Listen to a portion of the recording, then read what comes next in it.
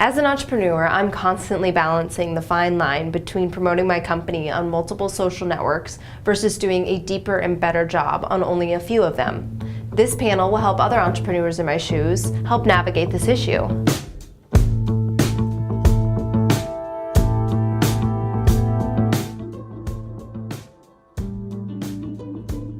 What are the major social media KC startups should concentrate on and why?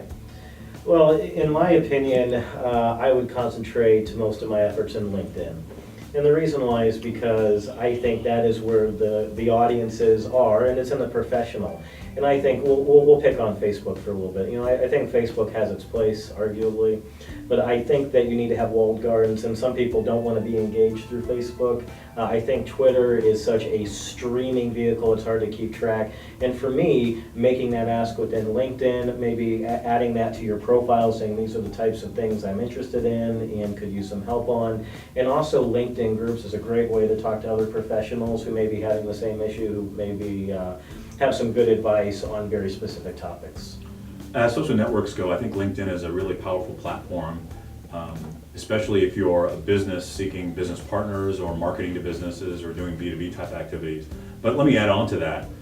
There are like literally probably thousands of social networks out there, and one of the biggest problems that I see companies make is focusing too broadly on social networks. It's not necessarily important to be on every single social network that's out there if you're never going to post on any of them. It's a more powerful strategy to focus on something like LinkedIn and spend a lot of time building your audience up in that network.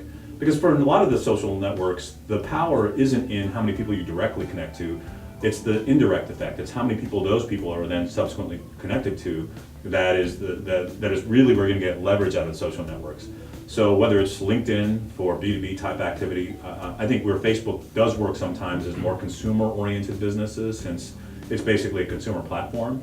But don't go into Facebook thinking, hey, I just have to do the same kinds of things that I do with my personal Facebook profile to be successful. There's a discipline around using Facebook successfully. And again, I'll reemphasize, the first among those things is spending enough time doing it. Secondly, it's understanding all the elements of the social network you're using.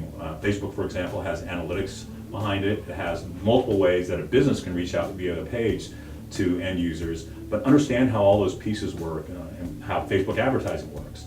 I think Twitter is a totally different character of a social platform. Again, it's important to fully use it if you're going to use it. Build up your base on Twitter. Put enough time into it. It's a little bit more transient in terms of the type of content that is on Twitter, but there are people you're going to reach through Twitter if you choose to use that platform that you're not going to reach through LinkedIn or Facebook. Well, and you can make lists on Twitter so that you can follow very segmented folks and not be bogged down by all the streaming content that's going on. I find that Twitter can be a great way to continue communications with folks you may meet. So if you're speaking at a conference or if you're at a networking event, you know, some people may say, hey, find me on LinkedIn. Others may say, give me your Twitter address. And oftentimes people are saying, I'm at such and such event with these types of people. Yeah. And I found that be a great way, or that's a great way to keep in touch with those folks, especially if you don't live in the same city. Yeah, Twitter, I think, is probably the best source of real-time information that's out there, and it's also a really good source for research.